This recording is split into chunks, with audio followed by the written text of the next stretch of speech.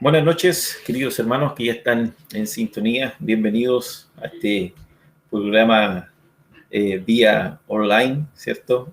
Vía plataforma. Bienvenidos a este programa que es un tiempo de conversación, ¿cierto? De charla, donde está, bueno, comenzamos hace 2 semanas atrás ya el escrito, el texto del profeta Amós, uno de los profetas menores, este profeta, no siendo profeta, no siendo hijo de profeta, ¿cierto? No teniendo esa profesión, este hombre de Tecoa, un pastor, un boyero, un recolector de higos, ¿cierto? Viene y entrega una palabra allí preciosa a Israel, además de 7 profecías a las naciones vecinas. Así que eso, estamos profundizando ya en el capítulo 2, versículo 11, parece que empezamos, sí, versículo 11, comenzamos el día de hoy. Y bueno, dejo con ustedes, bienvenida hermana Jacqueline, para que usted salude. Gracias, mi hermano. Buenas noches a todos los hermanos y hermanas que se conectan, que nos bendicen con su preferencia, con escuchar estas charlas bíblicas que cada martes, miércoles y jueves se hacen con la ayuda del Señor, esperando ser bendiciones para todos, esperando avanzar en esta enseñanza tan hermosa que nos entrega el libro de Amós. Muchas gracias. Amén. Marcelo. La paz del Señor, hermanos míos, se escucha bien, ¿cierto? Va un poco bajo. Y ahí, Un poco bajo. Aún todavía se escucha un poco bajo. ¿y ahora? Ahí sí un poquito mejor. Sí, un poquito mejor. Espérese, a ver, voy a hacer otra vez. Ahora nada. ¿Y ahora sí? Ahí sí. Ahí sí. Bien, le doy gracias a Dios porque hoy ya pude estar el día de hoy con ustedes, dando gracias a Dios porque a pesar de la semana que ha sido bastante complicada y el trabajo a veces me impide de poder llegar, pero feliz de poder compartir con ustedes en esta noche, con cada uno de ustedes. Feliz también por los hermanos que ya se están conectando a través de las redes sociales. En este programa que ya se ha hecho costumbre, ¿cierto? De cada martes, miércoles y jueves, que estamos saliendo al aire, bueno, saliendo digo yo, pero más Efraín con mi hermano Juan Carlos y ahora que nos acompaña también nuestra hermana Jacqueline, en un momento donde realmente trae mucha bendición para nuestra vida. El día de ayer venía escuchando desde Santiago para acá y fue un momento bastante lindo, bastante hermoso y saber, hacer quizás un poco más en detalle la situación de Amós, de la situación que se está viviendo y cómo los contemporáneos de aquel tiempo vivieron la situación y cómo también avasallaron, pisotearon, en fin, menospreciaron también la ley del Señor y hicieron todo lo malo ante los ojos del Señor. Podía ver quizá a lo mejor en el momento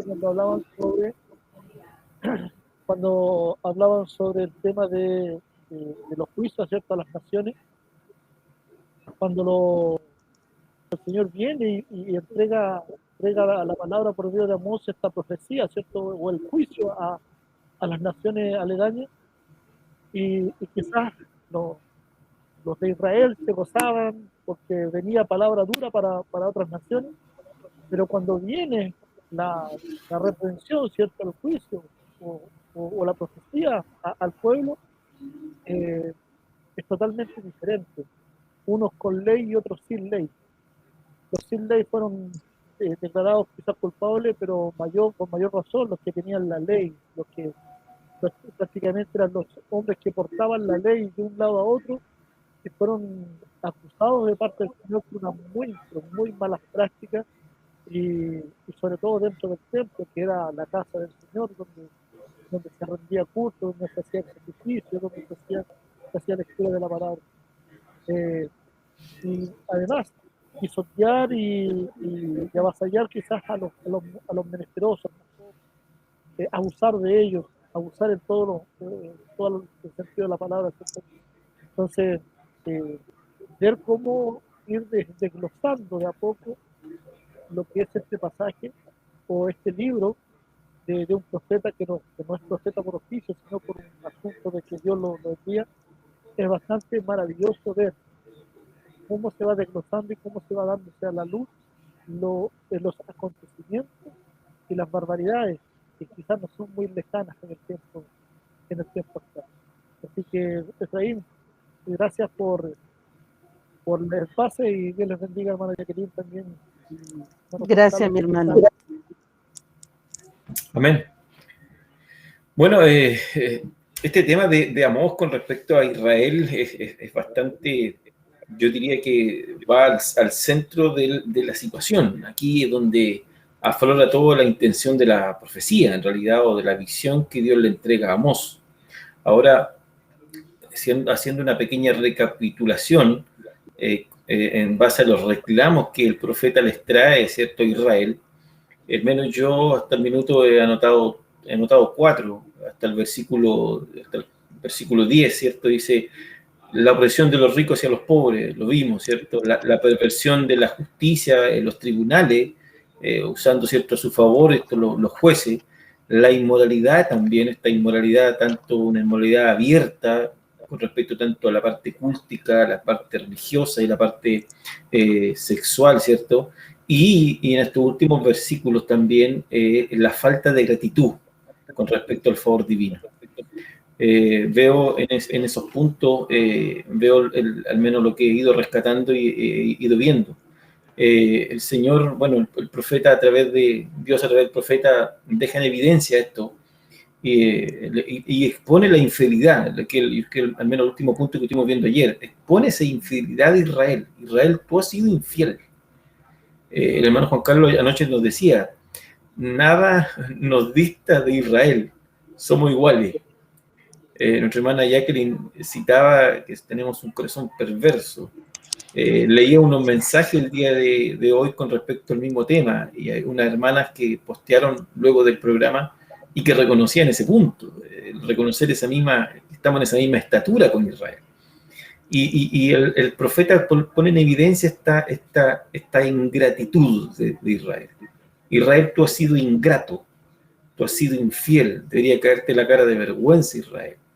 Y él dice, yo siempre he sido su Dios, yo siempre he estado con ustedes, nunca lo he dejado solo, yo siempre he estado a su favor, yo he mostrado mis favores, mis favores han sido vitales, visibles. O sea, por nada ellos podrían negar que Dios ha estado con ellos. En ningún instante Él le ha dado la espalda, Él le ha cerrado su boca o le ha cerrado su voz. O sea, siempre ha estado ahí. Pero ellos han sido infieles. Y ahí incluso les dice, en un punto dice, yo hice justicia por usted. Y eso es lo que me parece que se me olvidó ayer la parte. Yo hice justicia por usted. Cuando dice, yo lo saqué de la tierra de Egipto, no solamente está diciendo yo lo saqué de servidumbre, yo hice justicia con ustedes. Porque yo lo saqué de Egipto. Y en Egipto ustedes estaban, ¿cierto? Estaban siendo esclavos. Pero yo, al sacarlos de ahí, yo hice justicia. Entonces hay un acto de justicia de parte del Señor. Yo estuve con ustedes 40 años y eso lo vimos el día de ayer. O sea, lo que Dios está en este último punto, en este último versículo, en el versículo 10, lo que está diciendo el profeta, versículo 9 y 10, le está diciendo, yo he sido fiel a Israel y ustedes han sido infieles. Dice, ¿y por qué les dice eso? O sea, ¿por qué? Porque como Dios le había dado toda su fidelidad, le había demostrado toda su fidelidad al pueblo, tenía todo el derecho de exigirle esa gratitud. Si Él le había dado todo, como Padre, como Dios, tenía todo el derecho de exigirlo y llamarlo a terreno. Por eso que en el capítulo 4, al final del capítulo 4 dice, o sea, tenemos que llegar a hacer un cara a cara. ¿Estás dispuesto a colocarte cara a cara o tener vernos cara a cara contigo, Israel? O sea, tienes la dicha o tienes la impronta de pararte enfrente de mí, o sea, y hacer un cara a cara y conversar este punto. Israel tendría que caerse la cara de vergüenza. Entonces, el versículo 11, que incluso yo le puse como título, a mi parecer, los regalos de Dios que Israel desprecia.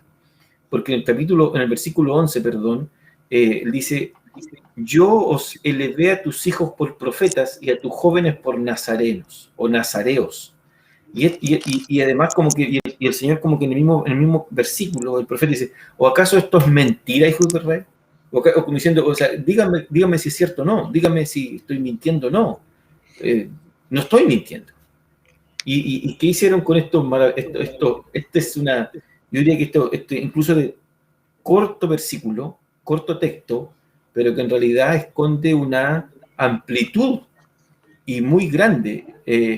Lo primero que yo observé, al menos en el texto, dice, os elevé, al menos la versión la que yo tengo, dice, os elevé a tus hijos por profeta. Ese os elevé le está dando una connotación de elegancia, de honor, de una connotación que no tiene cualquiera. Os elevé a tus hijos por profeta y a tus jóvenes por nazareo. Y si nosotros vamos, bueno, no quiero alargarme, pero si nosotros vamos al tema con respecto a la ley del tema del nazareanato, ¿cierto? Con respecto a esta costumbre, a estos votos, y también con respecto a lo que era el profeta en aquellos tiempos, tenía una connotación que es un privilegio maravilloso, no es cualquier cosa. Entonces, yo diría que este versículo está enrostrando Dios ya su fidelidad a lo máximo. O sea, yo sí he sido fiel. Miren, observen cómo he sido de fiel. No solamente hice justicia con ustedes al sacarlo de Egipto, estar con ustedes por la tierra, 40 años de tierra prometida, destruir a los amorreos, entregarle la tierra de los amorreos, situarlo en una tierra que no se la prometía a ustedes, sino que se las prometía a Abraham, ¿cierto? No solamente eso, yo les coloqué la palabra y les coloqué la santidad o la consagración. O sea, tengo o no tengo todo el derecho. Tengo todo mi derecho de decirle, ustedes han sido infieles y yo he permanecido fiel. Hermana Jacqueline. Mira, qué interesante el punto que tú acabas de tocar en mí, con respecto a que el Señor le dice a él, ven y conversemos de este tema, como dándole una última oportunidad a Israel, conversémoslo, o sea, y les dice esto tan glorioso que dice, les levanté profeta entre vuestros hijos y nazareno entre vuestros jóvenes. ¿No es cierto? ¿Acaso no tienen ustedes, acaso miento? ¿Acaso ustedes no vieron a mi gran profeta Moisés? Todas las cosas tentosas que él hizo.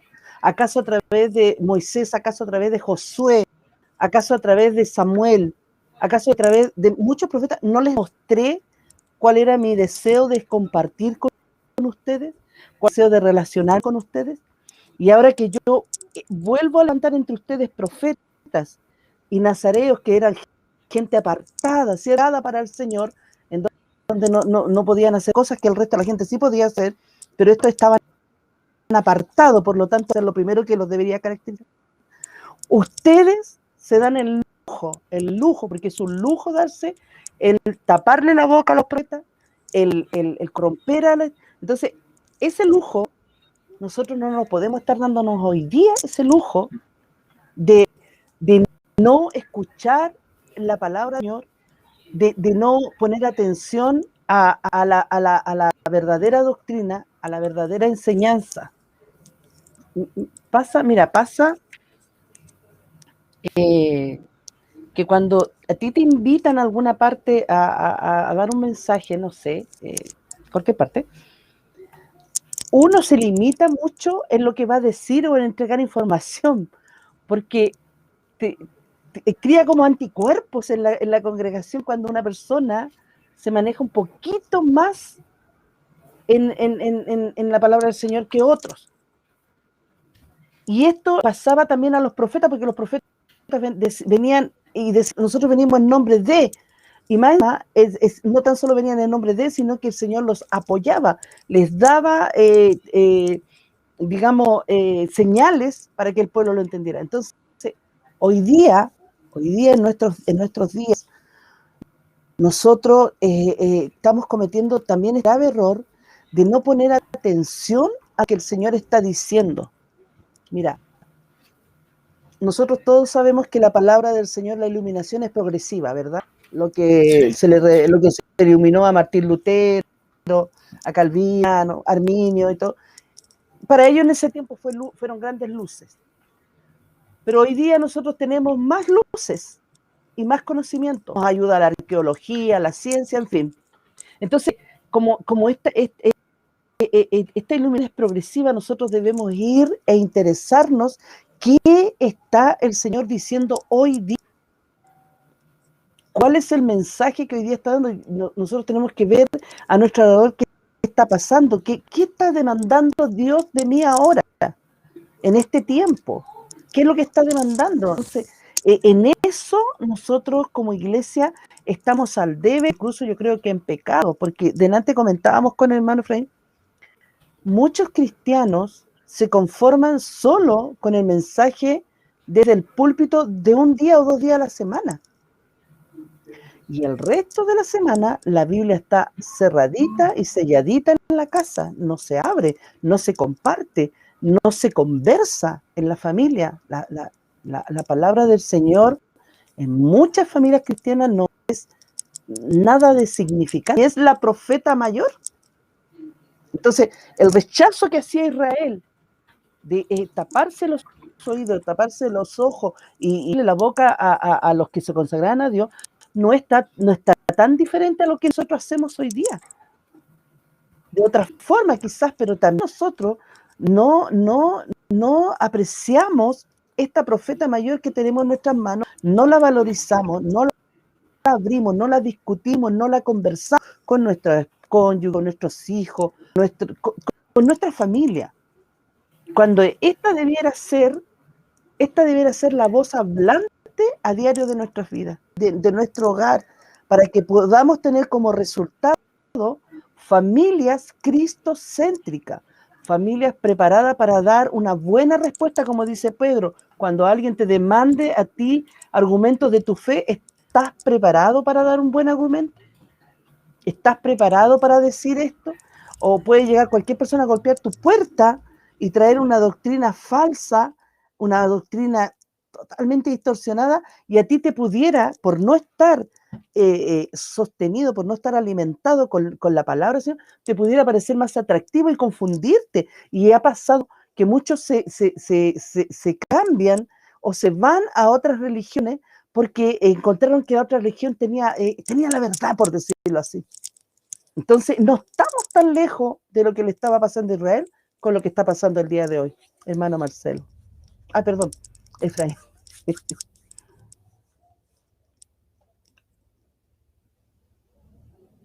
Mientras ustedes conversaban este tema que es bastante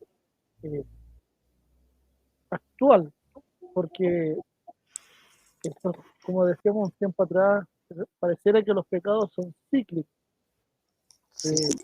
Nos damos vuelta siempre en la misma situación en la humanidad. Levantar profetas, eso es lo que dice el Señor en el capítulo 2, versículo 11. Además le levanté profetas de entre sus hijos y nazareos de entre sus jóvenes. ¿Acaso no son así estas cosas, oh hijo de Israel? Declara el Señor. Si no me equivoco, hay una palabra profética, ¿cierto?, en la cual señala hacia el Cristo que le entrega a Moisés cuando dice, y él levantará profetas, ¿cierto?, de entre Moisés, claro, cuando Moisés le dice, lo declara en el desierto. Declarar estas cosas de parte del Señor, el pueblo tendría que haberse sentido honrado y privilegiado de parte de Dios. Claro que sí. Que no era cualquier Dios, no era cualquier Baal, era el Dios del cielo. Era Yahweh Elohim, era el que había formado los cielos y la tierra a la orden de su voz, de su verbo, de su palabra. Y a través del tiempo quedó demostrado de que Yahweh Elohim era el Señor. Cuando libró a Israel de Egipto, haciéndolos pasar por el mar, ¿cierto?, abriéndolo en dos y pasando en seco, no abandonando a su pueblo. Porque dicen, el pueblo de Israel vagó en el desierto. El pueblo de Israel nunca vagó. Él fue guiado durante el día por una nube y durante la noche por una columna de fuego. y donde se posaba esa columna o esa nube, Israel se quedaba ahí. Esa columna o esa nube se levantaba, Israel seguía. Entonces nunca fue abandonado. Durante 40 años sus ropas no envejecieron. Les dio de comer maná. Y aún así, Dios levanta entre su pueblo hombres para servirle a él por medio de Aarón, ¿cierto? Y levantando este remanente de los levitas que estaban al servicio del templo y en las cosas sagradas del Señor. Israel tendría que haberse sentido privilegiado. Israel tendría que haberse sentido dichoso porque Dios hizo y nunca dejó de levantar hombres en medio de su pueblo. Y ahí el Señor les dice, ¿acaso no fueron así estas cosas, oh hijos de Israel? O sea, ¿estoy mintiendo yo? ¿No es así que yo he levantado hombres entre ustedes? ¿Acaso no me he preocupado de llevar mi santidad por medio de aquellos hombres? Porque recordemos que por las vestimentas que estos hombres usaban, que decía santidad a Yahweh, ese pueblo era declarado santo. Y aún el sumo sacerdote presentándose en el lugar santísimo, el pueblo era perdonado. ¿Ustedes han visto que yo he fallado? Pero ¿qué es lo que han hecho ustedes? Les dice, ustedes le dieron de beber a vino, o sea, le dieron de beber vino a los nazarenos y a los profetas nos enviaron a que no hablaran o no profetizaran, que no hablaran en mi nombre. Entonces, este pueblo, y que quizás como decía la hermana Jacqueline, no estamos lejanos en este tiempo, donde en las congregaciones quizás estamos al debe, teniendo la presencia del Espíritu Santo en nuestras vidas. ¿Acaso no hay palabra del Señor dentro de las congregaciones? ¿O hay palabras más directamente del corazón del hombre? Hay palabras que provienen directamente del pensamiento humano, filosófico, psicológico. Eso es lo que han menospreciado la palabra de Dios, la han enmudecido a la profeta mayor, como dice nuestra hermana, a esta profeta, la que tiene la profecía en sí, la mayor de las profecías. La han acallado llevando pensamientos humanos y pensamientos filosóficos dentro de los púlpitos, dentro de las congregaciones y enviadas desde los mismos púlpitos. Y cuando usted habla de la doctrina, nos falta el más espiritual que a usted le dice, este es un hijo del diablo que viene con doctrina de demonios. ¿Y qué es lo que hacen? Tratan de acallar o tratan de callar al hombre que Dios ha puesto para poder enviar o para poder llevar una palabra, una palabra de doctrina, una palabra de verdad. No estamos lejanos. No estamos lejanos que dentro de este círculo aún hay pueblo que todavía sigue callando la voz de Dios. Como hace un tiempo atrás decíamos, y es muy común ver en los muros de Facebook de muchos que dicen lo mejor está por venir. Que lo mejor viene en camino. Y han olvidado la palabra. Hace unos días atrás un hermano dijo, se escribió un asunto en Facebook y puso ahí, no te desalientes, Dios está contigo en tu momento de aflicción. Una cosa así. Y uno de los muchachos comenta y dice, estas son las palabras que nosotros necesitamos, que nos alienten, nos den ánimo. Y yo le puse Romanos 8:28. Para los que aman al Señor, todas las cosas le ayudan a Dios. Ahí tiene palabras. Y no se lleve por filosofía humana. Porque todas las cosas le ayudan a Dios, independiente de las situaciones que el hombre viva, independiente de las situaciones que el hombre, en la situación económica, emocional, Dios usará esta situación para llevarlo a que se asemeje a la imagen de Cristo. ¿Okay? Sí, bastante complejo el tema, porque en realidad no, como dice nuestra hermana Jacqueline y tú, Marcelo, no estamos lejos de esto. Ahí yo veo esto como un regalo, como un favor, como un privilegio. Dice, o se le ve, le da una dignidad, le da un valor, le da un honor, se le ve a tus hijos, Israel. Mira Israel, ha sido tanta mi fidelidad que yo puse portavoces en medio de ti. Fue tanta mi fidelidad que yo puse ejemplos de santidad en medio de ti. Para que tú, ¿qué tenías que hacer? Seguir esos ejemplos. O sea, la profecía, el profeta, era el que, ¿cierto?, traía la instrucción religiosa.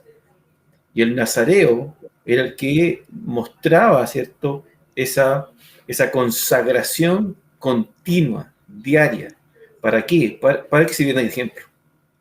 Para que sean los estandartes en medio de tu pueblo. Pero ¿qué hicieron ustedes? Todo lo contrario. Quiero rescatar un poquito con respecto a lo que es el tema de esto de aquí, qué significa. Los nazareos son estos hombres que se consagraban, hacían un voto, eran hombres que no se cortaban el pelo, no podían tocar un cadáver, ¿cierto? No bebían nada que proveniera del vino. Si alguien quiere saber más de los nazarenos, de los nazareos, y de este voto, allí en Números capítulo 6 está todo explicado. Y también me parece que en Lamentaciones capítulo 4 hay algo allí también que habla. Podía ser hombre o mujeres. Aquí no había distinción de sexo, podía ser un hombre y una mujer. Y fíjense el afán de este hombre. El afán de este hombre venía de que ellos tenían un impulso profundo de piedad. Ellos tenían ese llamado intrínseco de ser piadosos. Ese llamado intrínseco que aparece en Timoteo cuando dice, sí, el que desea obispado, buena obra desea. El que desea ser nazareo, buena obra desea, dice el Señor. Entonces ellos hacían un voto. Ahora, ¿por qué nace este voto? Es que esto es importante. Como teníamos los sacerdotes y teníamos los levitas, entonces era una casta privilegiada. Entonces, como ellos tenían esos privilegios, bueno, el pueblo también quería tener ese privilegio. ¿Cómo lo hacía? Haciendo este voto. Porque ellos tenían ese impulso extraordinario, ¿cierto?, de hacer piedad y de mostrar la piedad. O sea, se dice que ellos lo miraban como un alto grado de mejoramiento religioso. O sea, de mejorar en la parte religiosa, esa relación con Dios. Eso lo veían ellos, o sea, como quien sube un escalón, como quien avanza y sube una montaña. No se quiere quedar ahí, sino que quiere avanzar, quiere crecer. Entonces, ¿qué es lo que hacían? Y renunciaban, ¿cierto?, a sus ocupaciones y a los placeres del mundo para dedicarse, dice, sin reserva al servicio divino. Por un tiempo, o por unos años, o incluso por toda la vida. Ese era el voto. Entonces, y los profetas que eran... Bueno, ¿y qué pasa con estos nazareos? Israel, ¿qué hace? Israel los pervierte. Los pervierte, ¿para qué? Para que dejen su voto de lado. O sea, como decía nuestro hermano Juan Carlos anoche, socavan su fundamento. Y los invitaban a beber vino. ¿Para que ellos, sí. ¿Para qué? Para quedar en desventaja, para que ellos perdieran su consagración, para que ellos no pudieran ser ejemplo, para que ellos no pudieran ser influencia dentro del pueblo. Entonces les quitaban piso, y les quitaban piso divino, porque era un regalo de Dios. El voto era un regalo de Dios, el voto era una consagración a Dios, y era un ejemplo divino dentro del pueblo, de una forma santa, pura. Entonces, los profetas, eran los naví o los neivim, que aparece, ¿cierto? Ellos eran los portavoces, eran los hombres que traían la palabra, la dirección, ellos traían la instrucción, la guianza, el alivio, la fortaleza, las respuestas que necesitaba el pueblo y los reclamos también para que cambiaran la actitud del pueblo. Entonces, ¿pero qué hicieron ellos? les prohibieron que profetizaran. Les prohibieron la palabra. Estos dos regalos importantes, la profecía y la consagración, o la palabra profética en este caso, ¿cierto? Y la santidad de Dios en medio de la nación, en medio del pueblo. ¿Qué hicieron ellos? Lo pervirtieron. Ellos dijeron, no queremos tus regalos. Ellos despreciaron lo más precioso. Entonces, por eso que Yahweh dice, Dios dice, yo he sido fiel a Israel, pero tú has sido infiel. Ha sido tanta mi fidelidad que yo les puse en medio de ustedes profetas y les puse en medio de ustedes estandarte a quienes tenían que seguir. ¿Qué han hecho? Se lo han negado. Ahora el punto, este punto es importante, porque nuestro hermano Juan Carlos nos decía que nosotros nos dictábamos de Israel. Y nuestra hermana Jacqueline ahora nos dice que, claro, hay un conformismo. Nadie tiene un alto grado de piedad. Nadie quiere subir la montaña. Nadie quiere tratar de mirar más allá. Así que no, que hay un conformismo religioso. ¿Qué es lo que siempre yo cuestiono? Este evangelio experimental. La experiencia está por sobre la palabra. Este evangelio sensacionalista, donde la sensación, la efervescencia, el momento, es más está por sobre la palabra. Y han despreciado la profeta.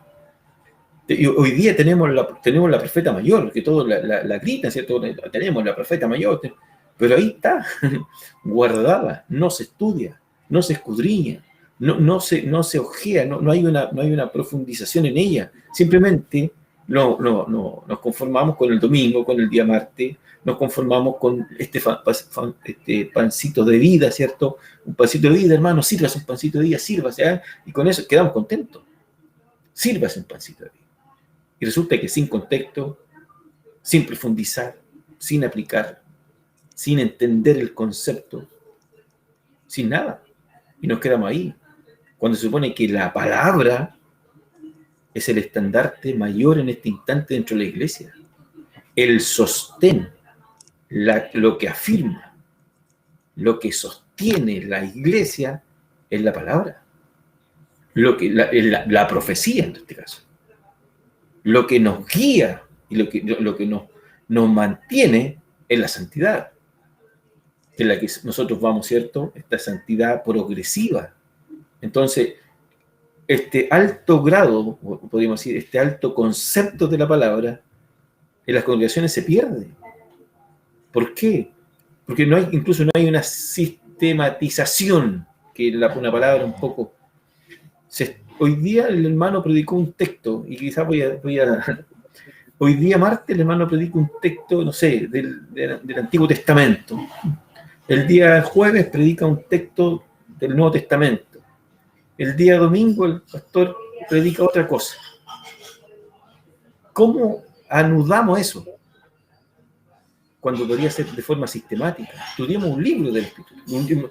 Hermanos, estamos estudiando el libro, no sé, le estamos estudiando los evangelios, y estamos paso a paso, capítulo por capítulo, las enseñanzas de Jesucristo, cómo Cristo se relacionó, cómo Cristo se mostró. O sea, todo eso, de esa forma sistemática, se perdió. No existe, no existe eso. No hay un compromiso de los predicadores de poder decir, o de que el pastor les diga lo que quiere, que ¿sabe qué? Vamos a hacer esto, vamos a trabajar de forma sistemática. Hermano, estudies porque los predicadores deben ser hombres estudiosos. Estudie este libro, ¿cierto? Y trabaje en este libro y traiga las aplicaciones de este libro para que enseñe a la congregación este libro. Pero no, tenemos un desorden.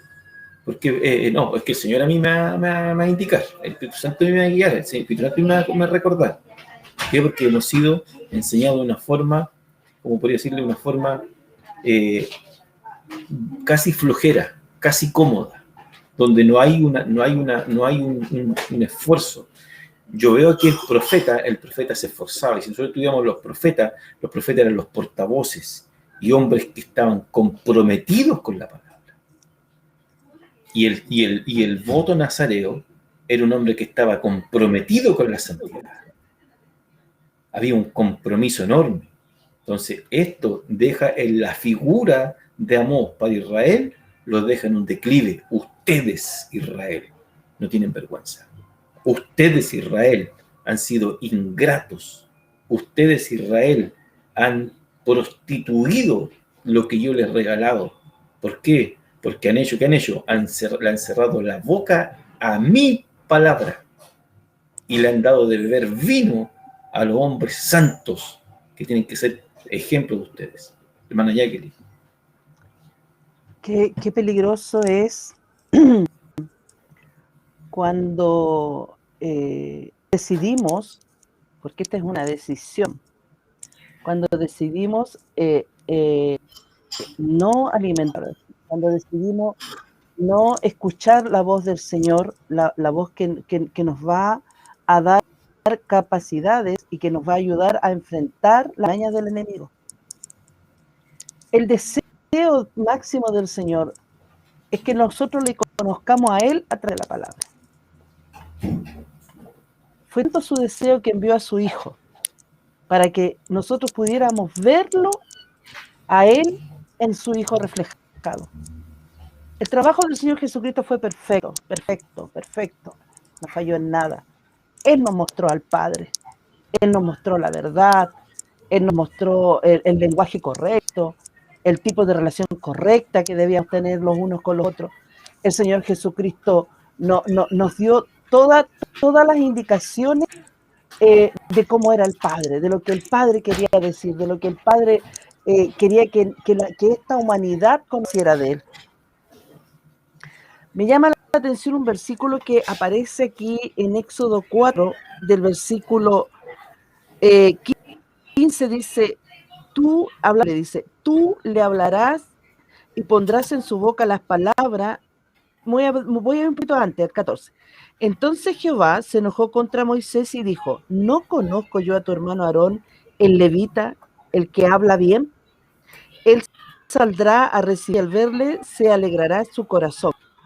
Tú le hablarás y pondrás en su boca las palabras, y yo estaré en tu boca y en la suya. Y os enseñaré lo que habéis de hacer. Él, hablando de Aarón, le dice el Señor, hablará por ti al pueblo, y será como tu boca, y tú ocuparás para él, mira lo tremendo que era un profeta en las manos de Dios. Tú ocuparás para él el lugar de Dios. O sea, cuando tú vayas ante Faraón, ustedes vayan convencidos de llevar mi mensaje, porque tú serás mi máximo representante, tú serás Dios para Faraón. Así de serio el trabajo profético. Tú serás Dios para Faraón.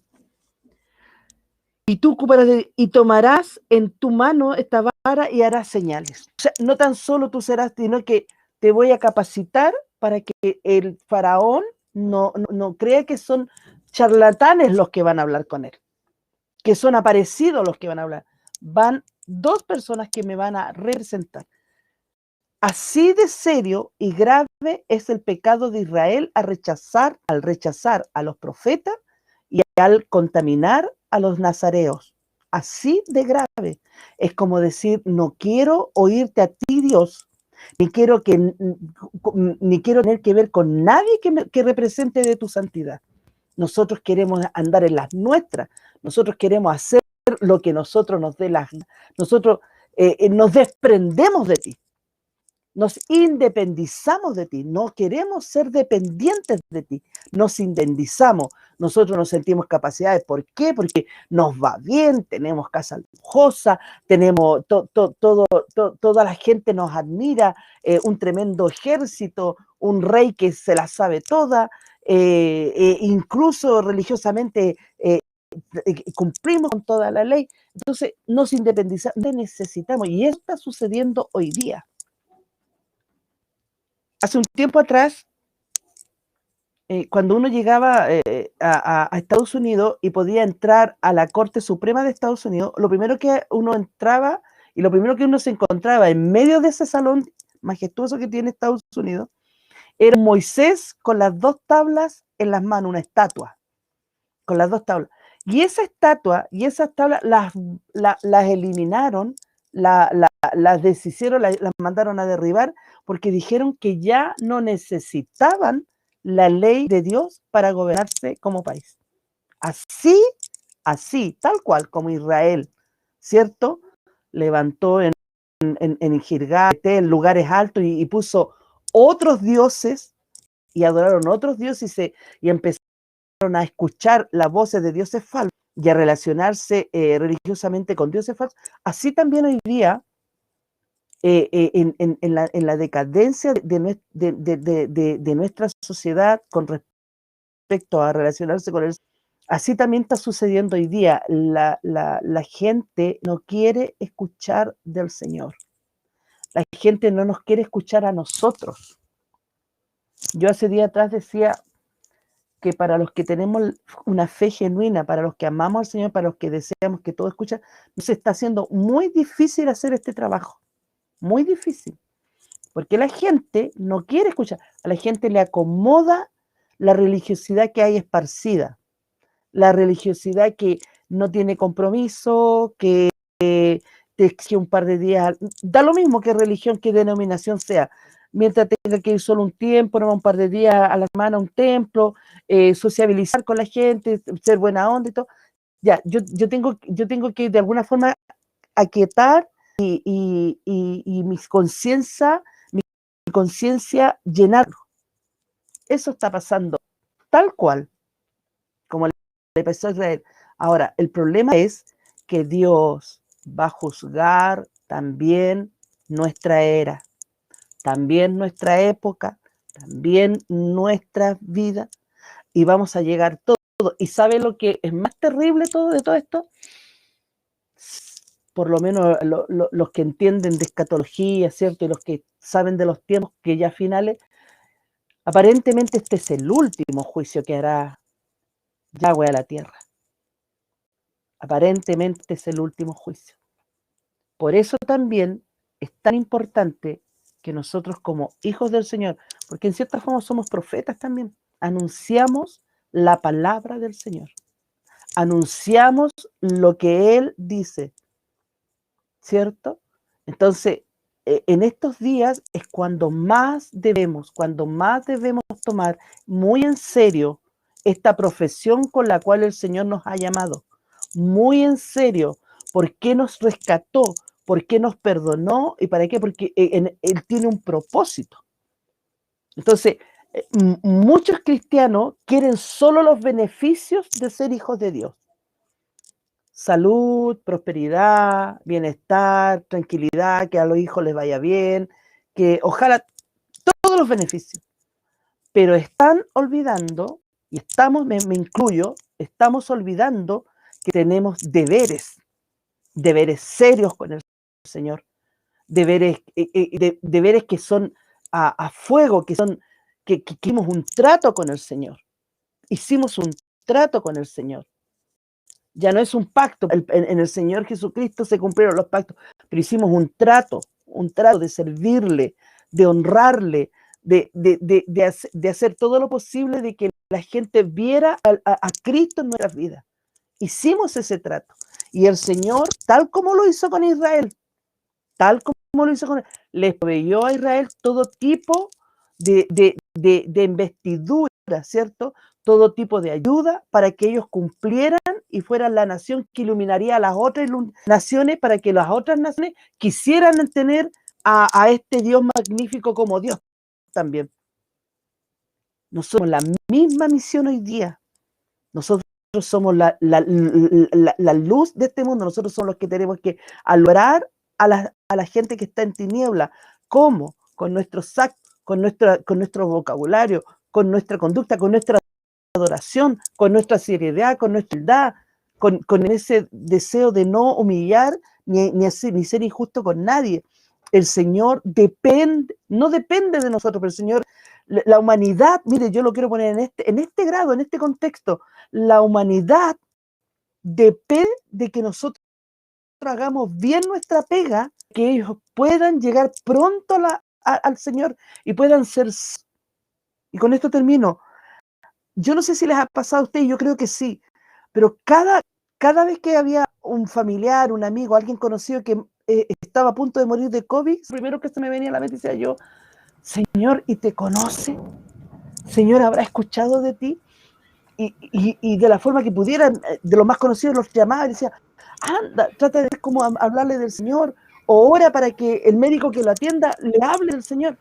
Porque parece que cuando estamos en una pandemia nos damos cuenta recién ahora, como iglesia, de lo importante de la labor de evangelizar, de lo importante de la labor de llevar el nombre del Señor, de honrarlo, de ponerlo ahí arriba, de decirle a la humanidad, este Dios es el que usted necesita, no hay otro, no hay otro, no hay ninguna religión que los vaya a relacionar con Dios, no existe ninguna denominación, solo a través del Señor Jesucristo. Por cierto, nosotros nos congregamos, yo me congrego en una muy buena iglesia, gracias al Señor tengo unos pastores que son maestros de la palabra, y son excelentes maestros de la palabra, o sea, ni se los digo, gracias al Señor, pero hay congregaciones que carecen de esta maestría, hay congregaciones que, como decía, que no tienen por dónde recibir el alimento sólido, el alimento bueno,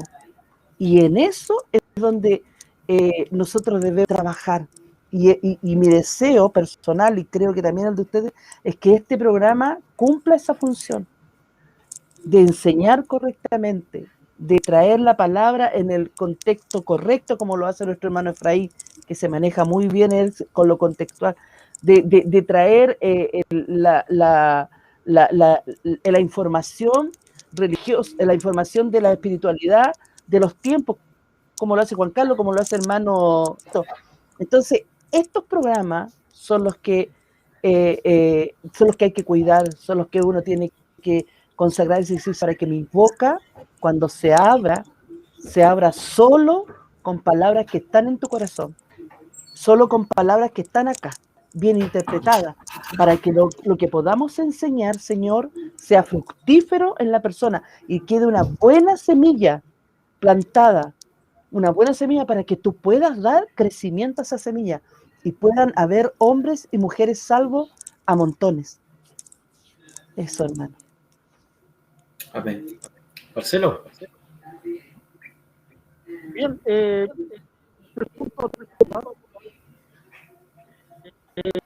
sobre lo que tuvo un asunto sistemático de estudio o de predicación, cierta predicación, estudio dentro de la congregación. Yo hace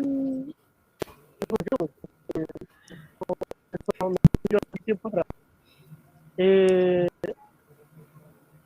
unos 16 años más o menos, y yo como normal, hablábamos sobre el tema de llevar un tema, haga la redundancia, un tema dentro de la congregación.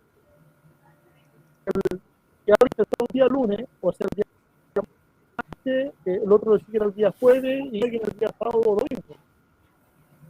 Para que fuera una línea. Pero como nosotros éramos espíritus, como nosotros andábamos por las nubes, no se puede hacer. ¿Por qué? No, lo que pasa es que Dios nos habla conforme a la necesidad de cada uno de cada día. Entonces, los hermanos que andan en la congregación van por una necesidad. Entonces, no se puede hacer una cosa sistemática. No se puede llevar una línea. El Espíritu Santo tiene que hablar conforme a la necesidad de hermanos de cuando Dios nos habla todo el día conforme a la necesidad que nosotros tenemos cada día. Y no a través de la escritura. Y lo otro, muy difícil que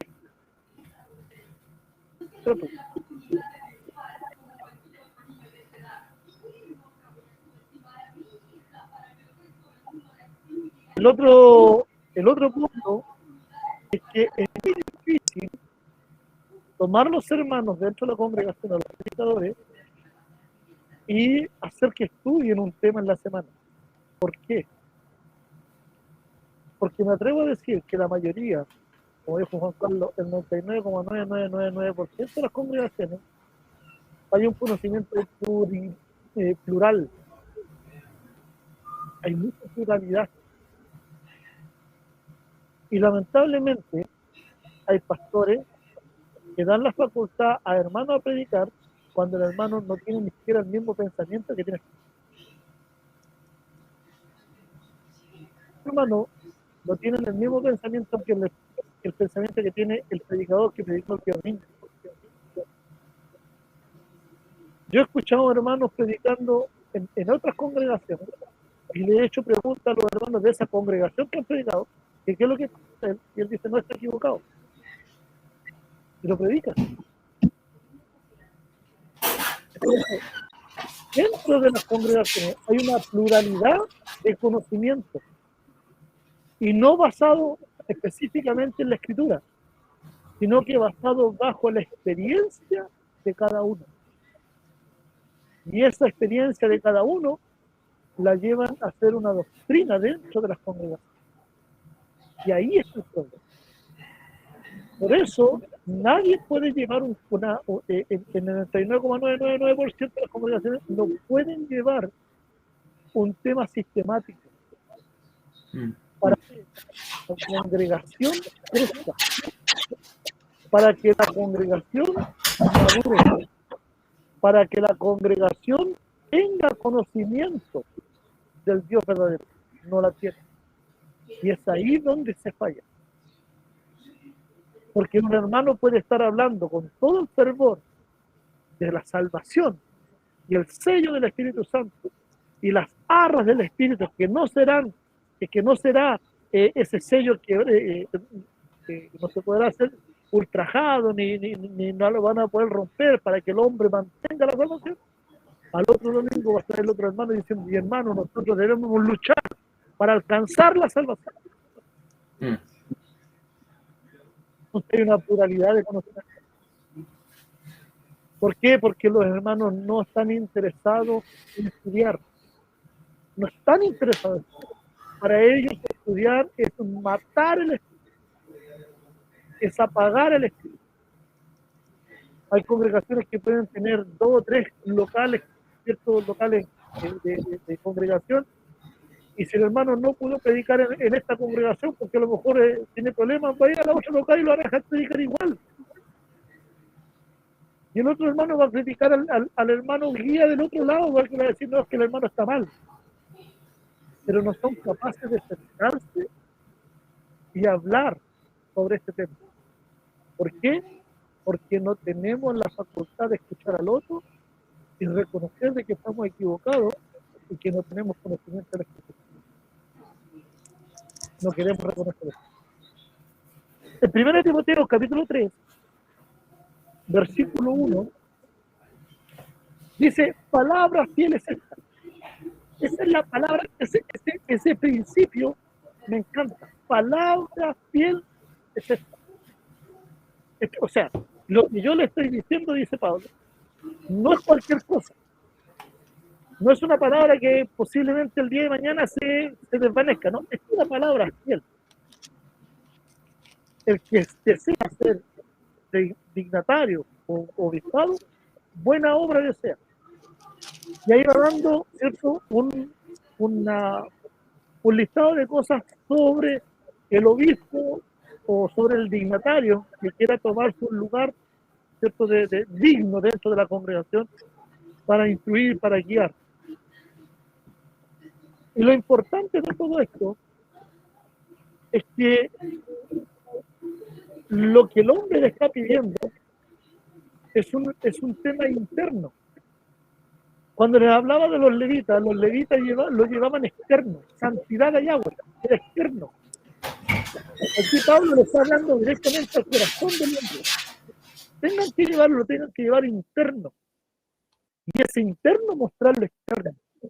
Hombre de una sola mujer, ¿cierto?, no dado al mucho al vino, no ser pendenciero, no amador de ganancias deshonestas. O sea, todo eso estaba dentro del corazón del hombre para llevarlo externamente.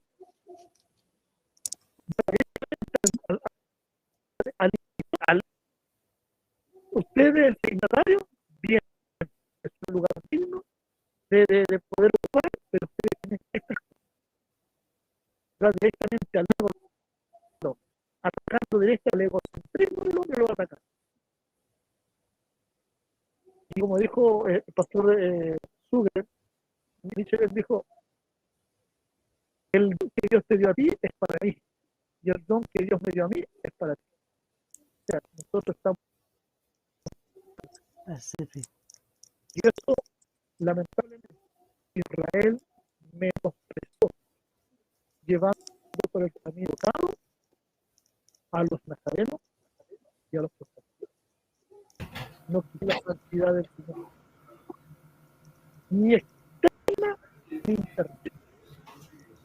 Hizo cristiano, hizo los cristianos, y prácticamente bajaron la santidad de Yahweh en el pueblo. No les interesa. Y que hoy estamos lejanos, no lejanos, de cómo hay congregaciones que no les interesa la santidad de Yahweh, que les interesa más el dinero a los que después.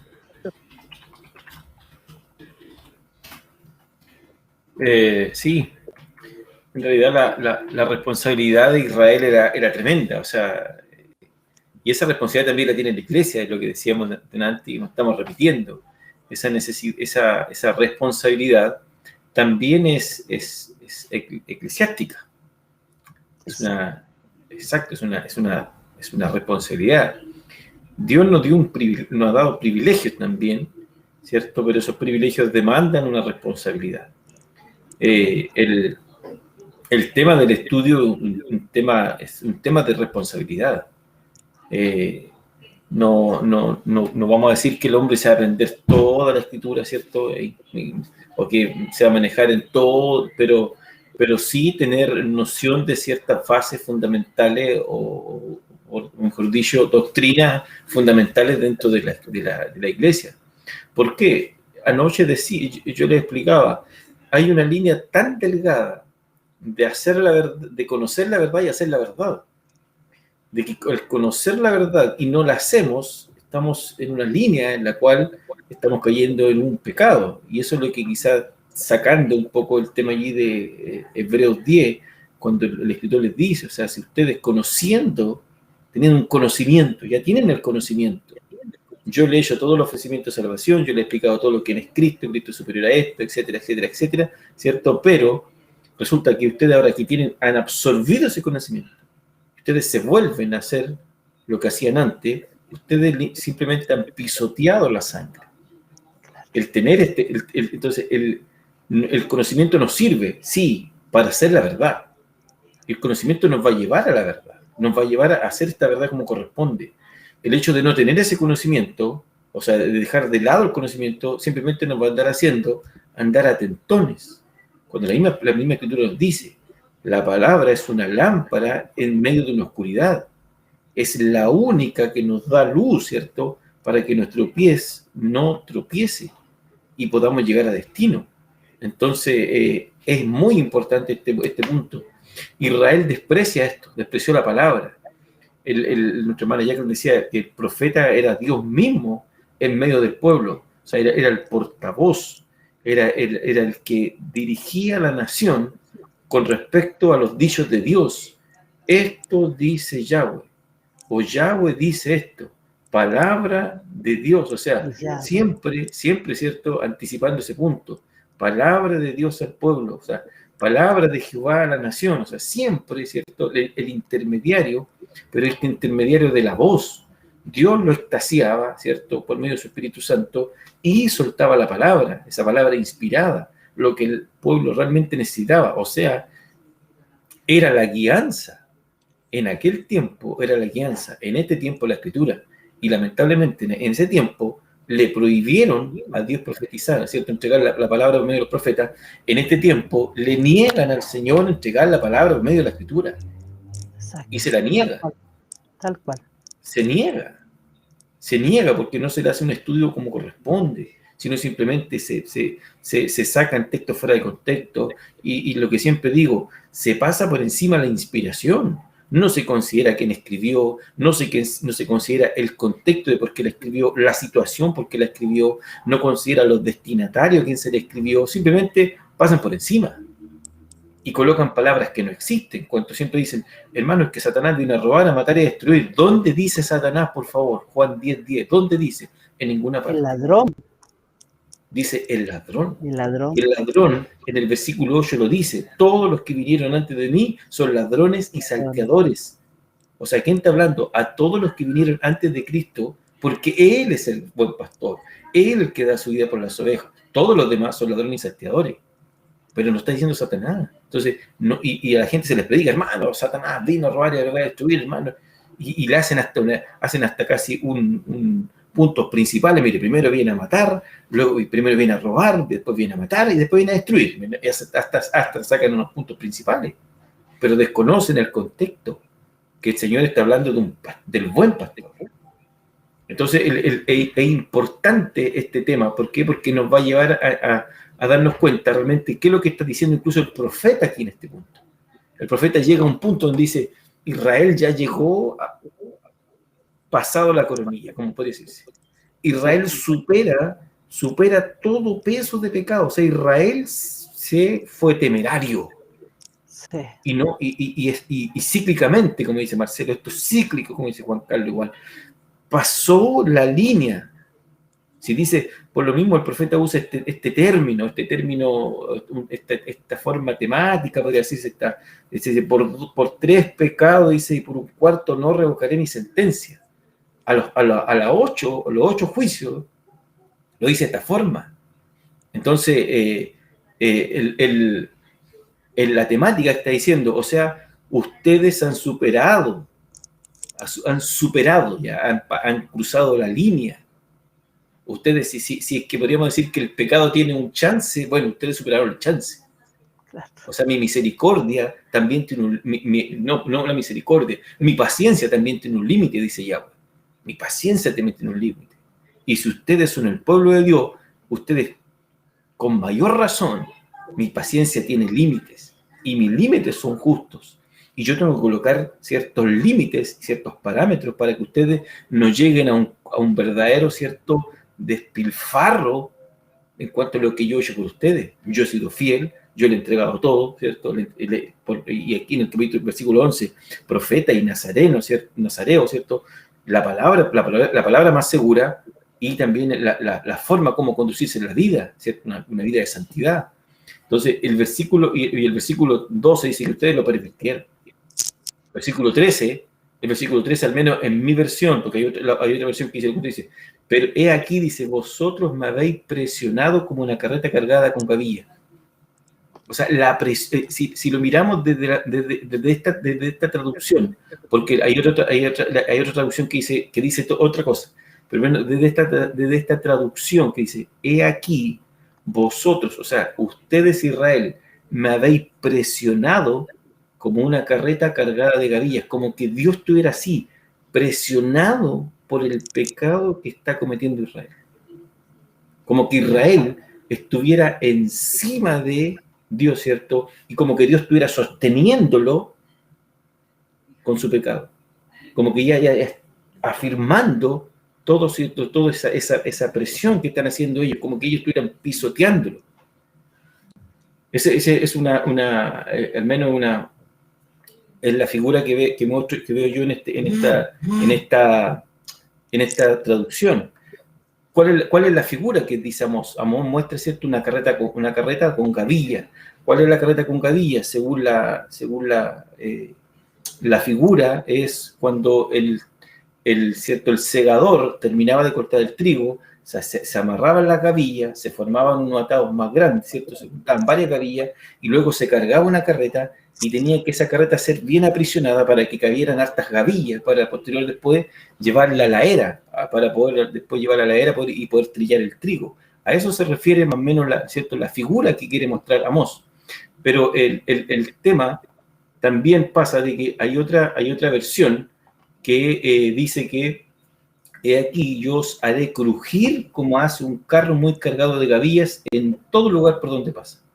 O sea, la figura cambia. No es que Dios esté prisionado, Otra versión, la versión está diciendo, esta otra versión dice que Dios va a mostrar, va a hacer que ellos como que estén prisionados dentro de una carreta con gavillas, como que ellos son las gavillas que están allí apretadas, ¿cierto? Donde ya no tienen espacio, donde ya no tienen manera de llegar al punto de casi de asfixiarse, de no tener la soltura, ¿cierto? Para poder escapar, porque el punto, lo que va apuntando, a lo que va apuntando este profeta es que Dios tiene que hacer juicio. Dios tiene que traer un juicio. Y porque han superado, ¿cierto?, un límite, han pasado por encima de todo lo que Dios le ha dado, todos los privilegios que Dios le ha entregado, y realmente Dios, ¿qué es lo que ve el profeta? La visión que el profeta dice, los ve como una carreta, donde dice como que también Dios está por sobre la carreta, y que Él está aprisionando la carreta, y que estos israelitas son el trigo, ¿cierto?, que va a la era, y que no tienen escapatoria, porque yo me recuerdo las carretas, al menos las carretas que nosotros usamos, le decíamos las carretas pajeras, que incluso la típica carreta de buey, pero nosotros le hacíamos un enrejado más alto, que pasaba como 2 y 3 metros más o menos de altura. Se le hacía un enrejado con hartas varillas de eucalipto, ¿cierto?, trenzada, y se le cargaba, y nosotros nos subíamos incluso arriba y se amarraba y se apretaba para que ninguna gavilla se saliera, y para llegar a la era. Se llegaba a la era y se trillaba el trigo. Entonces, es la misma figura que está viendo Amós. Ustedes, dice, van a ser como esta carreta de gavillas. Dios los va a llevar a la era. Dios va a tener que trillar.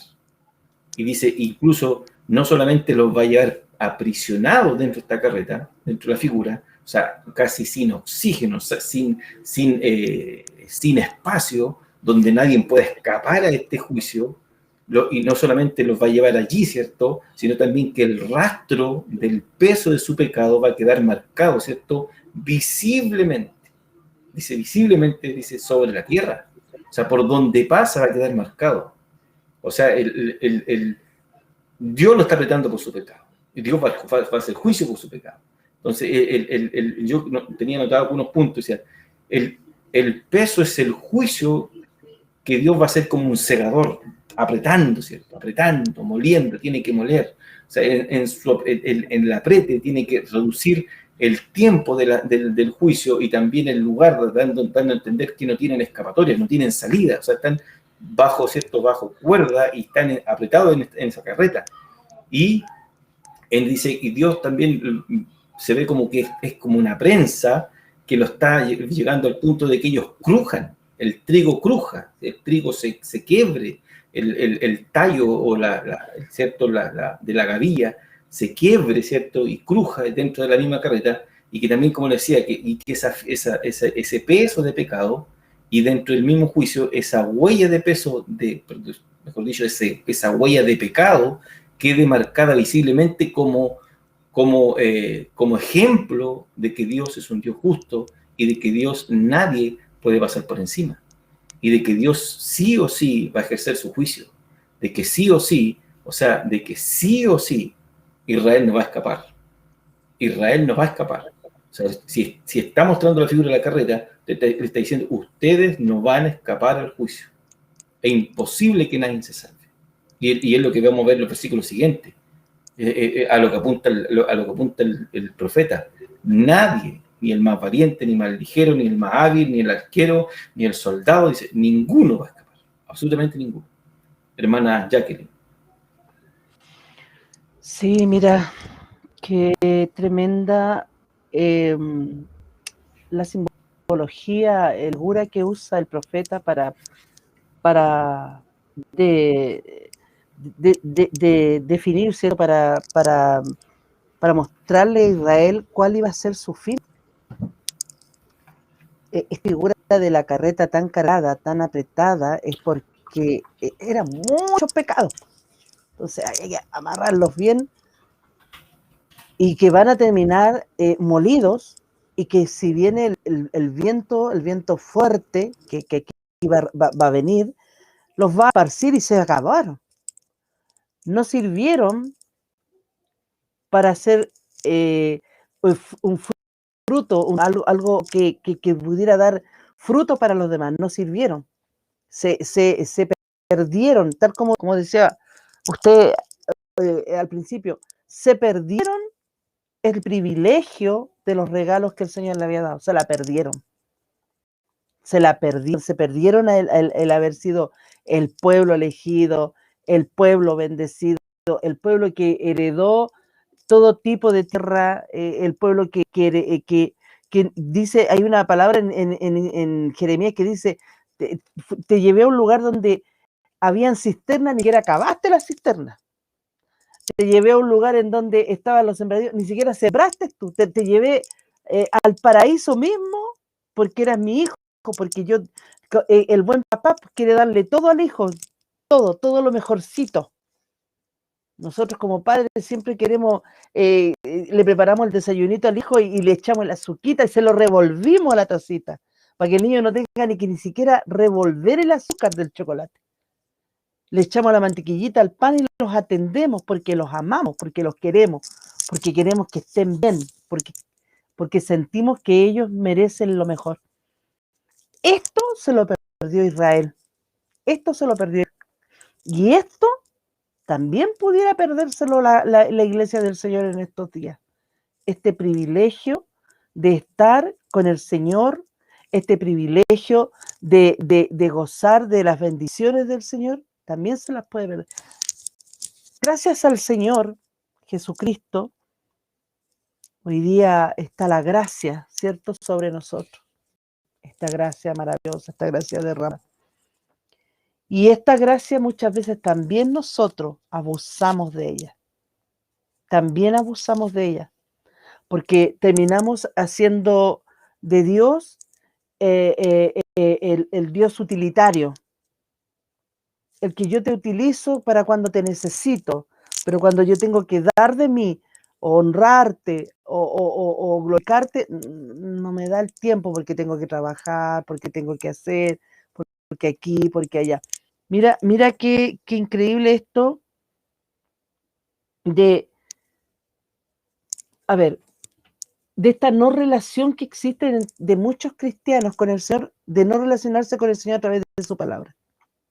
Como decía el hermano Marcelo, que el hermano comete un error predicando y toda la congregación le cree y se van con eso en la cabeza y se van contentos. Po. Una vez nos pasó a nosotros que llegó un predicador que estuvo bien anunciado, bien rimbombante, y iba bien en la predicación, cuando dice lo siguiente, dice, y Pablo con su esposa Silas, iban de cabeza y empezó, y armó una historia.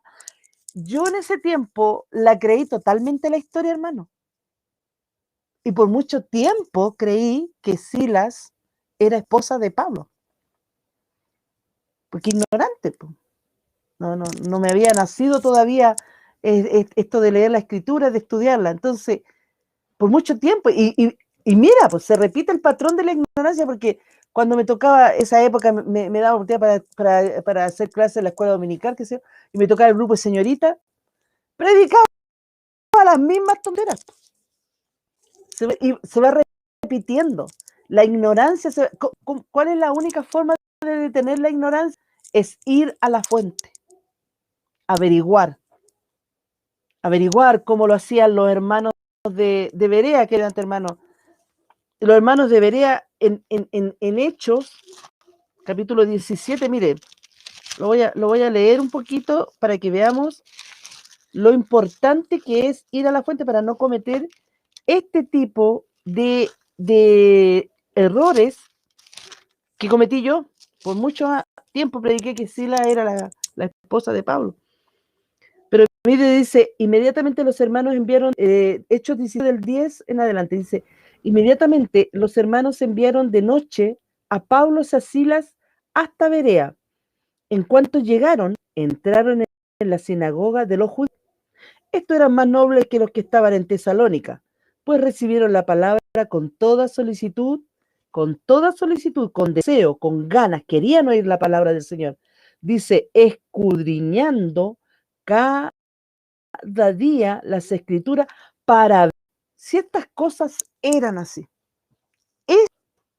nos está jugando en contra hoy día a nuestras congregaciones. El no ir a la fuente de información, a la fuente verdadera, a la fuente que incluso es más, el leer la palabra del Señor no es tan solo un conocimiento adquirido. La palabra del Señor es vida, por lo tanto nos nutre, nos protege, nos ayuda. Dice la palabra del Señor de que cuando el diablo venga contra nosotros, nosotros lo podemos resistir y él va a huir de nosotros. ¿Qué hace al enemigo huir de nosotros? La palabra que nos está protegiendo, la palabra que nos está nutriendo, la palabra que nos santifica, la palabra que nos vivifica. Esto no es, este libro no lo podemos comparar con ningún otro libro escrito en la tierra. Si bien es cierto, el formato escritural es como cualquier libro, en donde se plasma una imprenta con tinta y todo, pero lo que hay aquí tiene vida, es una vida propia. Y si nosotros como iglesia del Señor no logramos entender eso a tiempo, vamos a estar desnutridos, vamos a estar en desventaja y no cumpliendo la comisión que el Señor nos mandó. Cada uno tenemos un ministerio. Todo cristiano tiene un ministerio y de ahí parte los demás que quieran tener los ministerios. Usted elija a los demás. Pero todos los cristianos tenemos un ministerio. El ir y reconciliar al mundo con Dios. Entonces, para poder cumplir ese ministerio que es impronta, es una orden, ahí no hay elección. Nosotros no tenemos elección de hacerlo o no hacerlo. El Señor lo dijo a sus discípulos. Y en esa figura tenemos que estar. Mateo 28, 19. Id por el mundo y hacer discípulos bautizándolos en el nombre del Padre, del Hijo y del Espíritu Santo. O sea, son órdenes. Y estas órdenes, ¿cómo las puede cumplir un cristiano? Escudriñando la Escritura. No es que uno quiera ser catete, no es que uno quiera parecer el libro gordo de Petete, no es, mi intención al menos no es esa. Es porque yo viví la otra parte, yo viví la parte de mucho tiempo de ignorancia. Yo cometí errores doctrinales terribles. Enseñé tonteras del porte de un buque. ¿Y sabe qué? Estaba pero tan, ay Dios mío, si estaba tan ciega que yo llegaba, porque la ebullición que se despierta en la hermandad si uno, no sé, pues ensambla bien las frases y pone ciertas palabras que tengan un cierto sentido emocional a la persona, claro, es que gloria a Dios, sí, amén, ya. Y uno se viene a la casa contento porque el hermano reaccionó, porque reaccionó como uno que llorara, que levantara al Señor, y que hermana, su palabra me bendijo. Y después con el tiempo, uno se da cuenta en el análisis que yo perdono al Señor cada vez que me acuerdo de esto. Enseñé cosas muy fuera de lo que la palabra dice. Entonces, por eso que hoy día nosotros de la única forma en que vas a poder ayudar a la gente a encontrar al Señor, a que vaya al Señor, es declarando las Escrituras con conocimiento y base y con vivencia, con la experiencia empírica que cada uno debe tener. Yo no puedo evangelizar con las vivencias del hermano, no puedo evangelizar con las vivencias del hermano Marcelo, con las vivencias de Juan Carlos. Nosotros con Juan Carlos somos muchos años amigos y conozco su carrera espiritual y es un excelente hombre, muy lindo cristiano, pero yo no podía decir, sí, ¿sabe qué? Mire, y el hermano Juan Carlos aquí, perdón, el Señor quiere que yo evangelice a través de lo que yo he vivido con Él. ¿Y cómo yo puedo saber que lo que yo con Él está en lo correcto? Porque me tengo que medir. Tiene que ser mi espejo, mi parámetro, mi evaluación. Para poder evangelizar como corresponde, para poder enseñar como corresponde. Eso le pasó a Israel, dijo, no queremos escucharte, no queremos verte, insisto en la palabra, nos vamos a independizar de ti. Y el Señor le dijo, grave error, Israel. Y me imagino que el Señor tiene que haber sufrido por tener que exterminar a su pueblo. Yo me imagino de verdad que el Señor tiene que haberle pasado algo en su corazón por tener que eliminarlos completamente. Dijo, grave error, escuchándome, porque el enemigo se adueñó de vuestros corazones, el enemigo los hizo, pero sus instrumentos perfectos. Y ustedes todos van a ser exterminados. Pudieron haber estado eternamente conmigo, pero van a ser todos exterminados. Y con esto quiero terminar. En una oportunidad en el seminario, nuestro profesor dijo, estaba hablando sobre el infierno y todas las características del infierno, y uno de los discípulos que estábamos ahí, un jovencito, dijo, ¿saben lo más terrible que es del infierno? Dijo. Y todos, no, si sabemos, el fuego, el crujir, el lloro.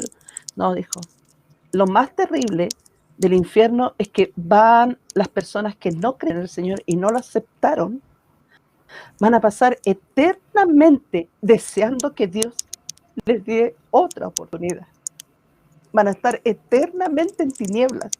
No van a poder ver el rostro que nosotros vamos a ver de nuestro Señor.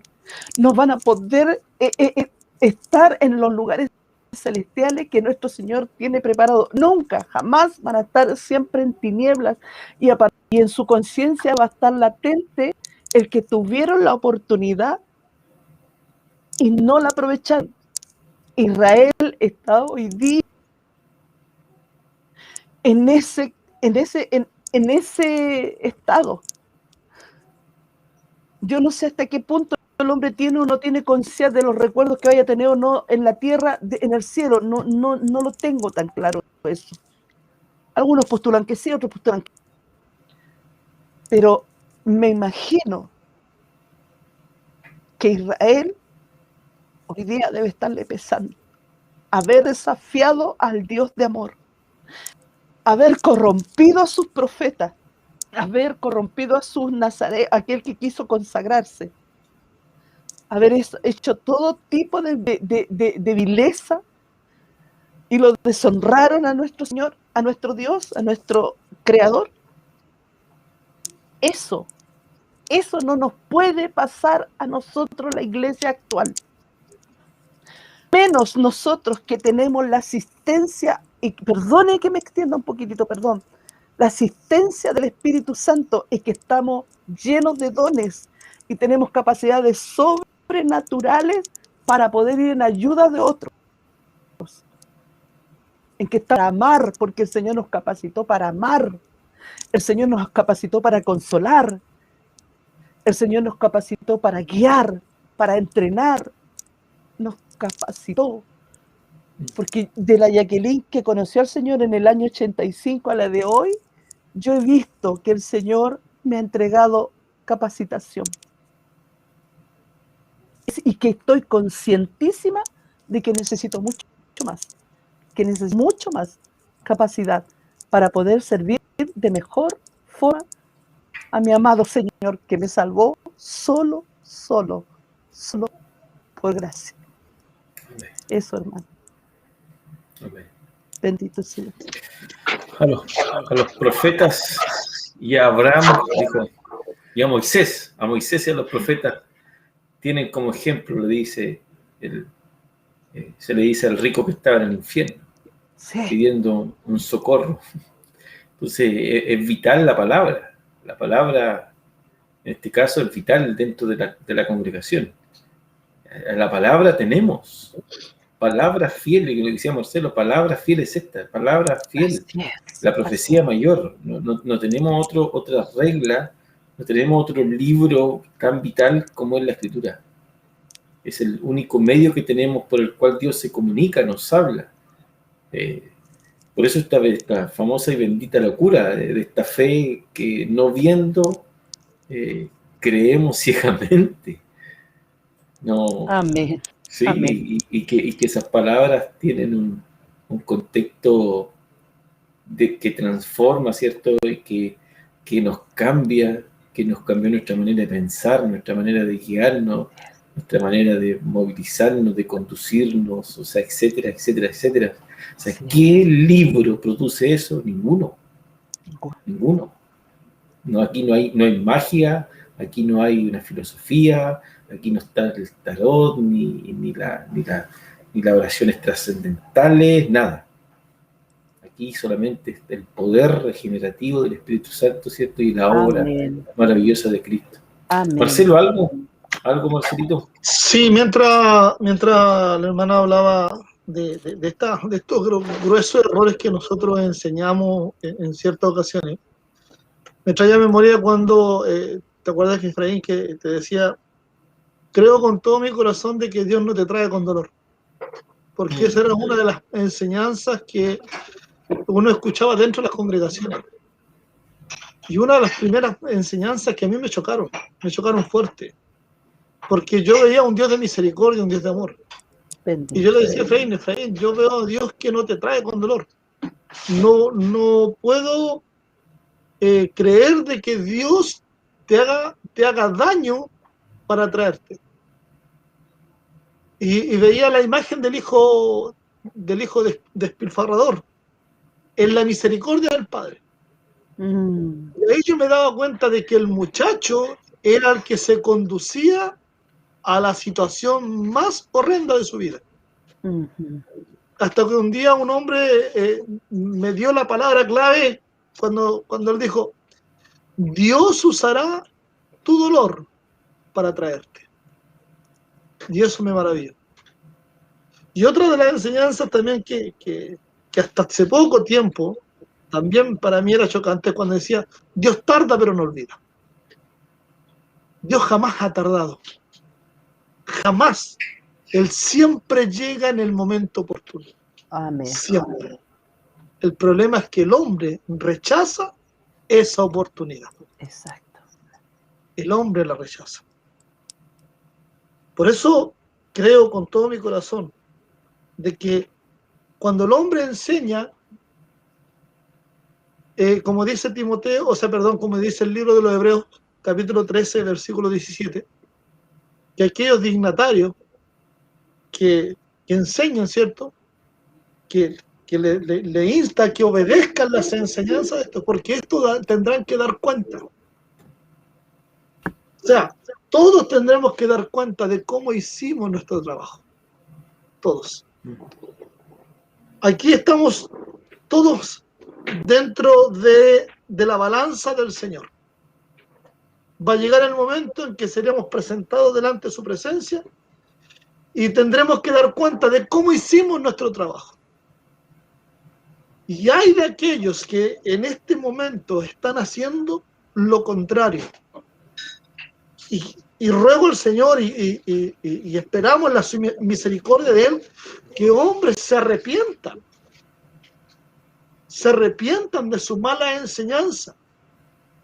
Quizás a lo mejor no están enseñando a embriagarse, no están enseñando a callar a los demás, pero sí los acallan con una palabra de prosperidad. Sí los enseñan a embriagarse en el dinero, en la ambición, en la lujuria, ¿cierto? En ese mensaje del exitismo, del populismo, en ese mensaje humanitario central en el hombre, que se embriagan en su ego, que se embriagan en su vanagloria, que se embriagan en su forma en el intelecto que ellos tienen. En eso, estos hombres que enseñan estas cosas, callan la palabra de Dios, llevando palabras filosóficas, pensamiento humano, para que puedan enseñarlo a los demás. Quizás el profeta sigue hablando, pero una profecía que jamás Dios nunca la ha dicho. Nunca. Hay de aquellos, dijo el Señor, que digan, así ha dicho el Señor, cuando yo no he hablado nada. Cuando yo aún no he dicho nada. Y Hebreos se los recalca y se los dice. Tendrán que dar cuenta. Tendremos que dar cuenta. Así es. Por nuestro trabajo. De la forma que lo hicimos. Si lo hicimos por contienda, si lo hicimos por envidia, si lo hicimos por vanagloria, si lo hicimos por egocentrismo, o si lo hicimos para la gloria del Altísimo, para engrandecerlo a Él, para glorificarle a Él, para que Él fuera el sublime, para exaltarle a Él. Y todo pensamiento humano caiga a tierra. Seremos puestos en balanza. Seremos sopesados y seremos medidos. Así tal cual como con la vara que nosotros medimos. La vara que nosotros hemos usado. Por eso todos los hermanos que están escuchando quizás están conectados en esta hora de la noche. Yo les invito a reflexionar por un momento de su vida y yo también a reflexionar de mi vida. Porque no pasará por inocente el culpable. Seremos sopesados cada uno por nuestros actos, por nuestras obras, por nuestro trabajo dentro del Evangelio. Y si el momento que lo hicimos, si lo hicimos para la gloria del Señor o para darme a conocer yo. Les invito a que reflexionen. Les invito a reflexionar, a meditar, a introducirnos en la palabra y a poder hablar de lo que Dios realmente quiere hablar a nuestra vida y no lo que nosotros queremos hablar. Como decía un día, me lo dijo Efraín y lo puedo entender. Ir a la Escritura con la mente en blanco y que el Señor me la llene. Amén.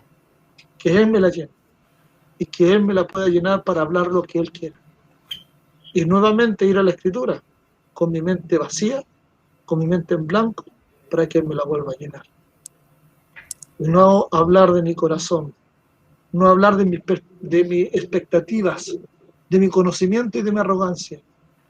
Es importante el conocimiento, es importante la teología, pero es importante ir con la mente en blanco, con la mente vacía, para que Él la pueda llenar. Eso es nuestro. Amén. Bueno, el tema es que no despreciemos lo que Israel despreció.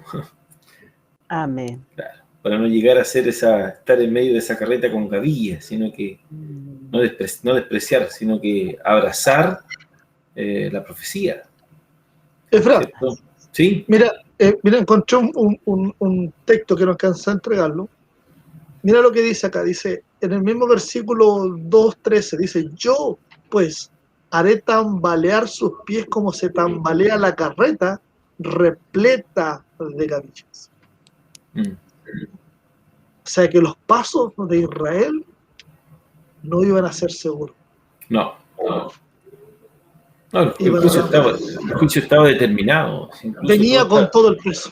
Sí, incluso todo esto, yo creo que ese tiempo cuando le llama a tratar, ¿cierto? Y le recuerda su fidelidad, yo creo que también va, ¿cierto? Esa mezcla de bondad, para que yo no ese recuerdo, ¿cierto? Y recordar, a ver si de alguna forma sosegar, o sea, o colocar, inquietarle el corazón, inquietarle la mente, ¿cierto? Recordar los tiempos pasados, porque a veces es bueno recordarlos para darnos cuenta de la posición que estamos.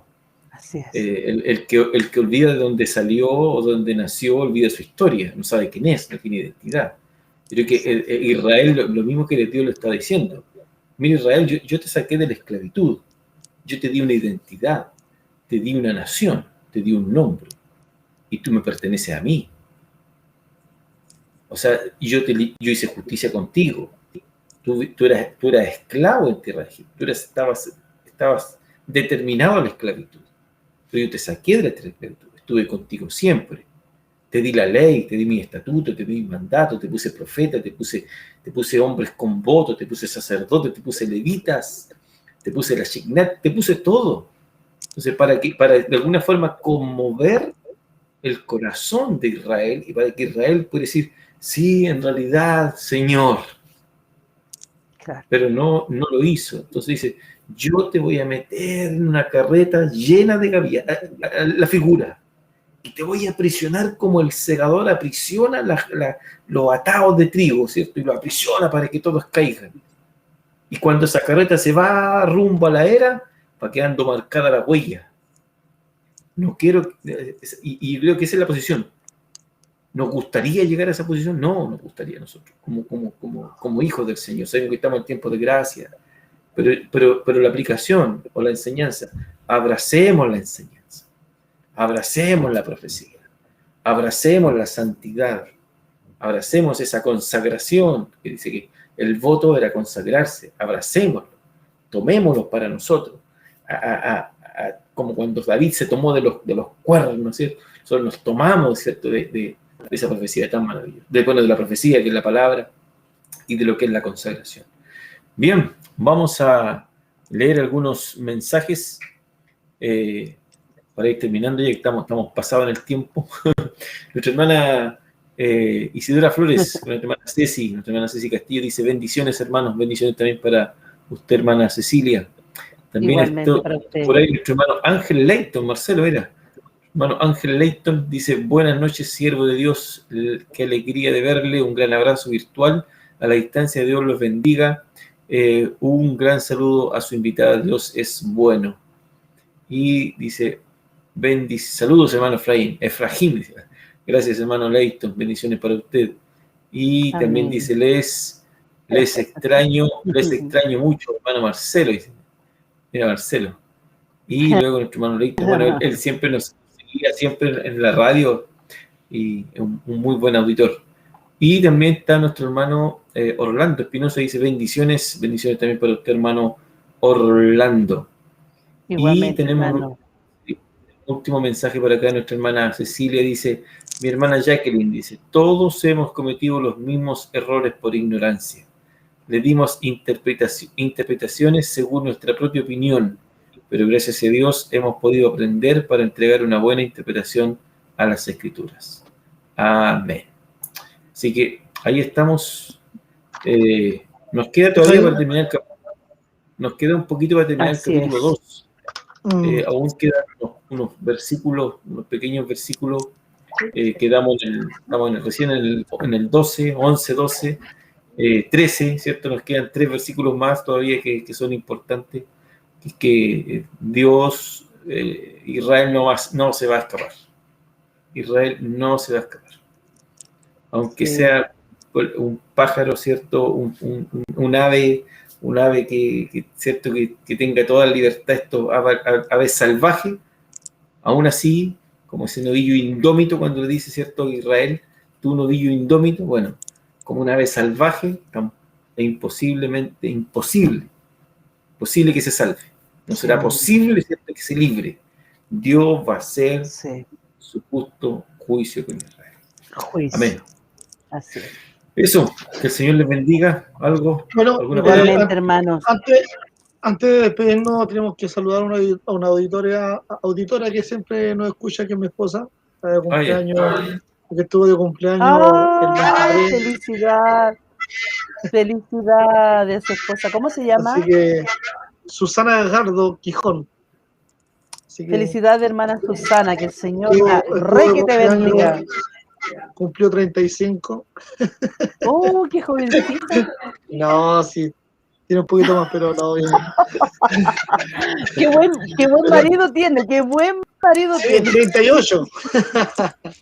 No, lo importante es que el Señor ya le ha dado un año más de vida y que ahora hace poquito venía llegando, que está donde su papá estaba celebrando su cumpleaños, así que qué bien. Feliz también porque felicidades.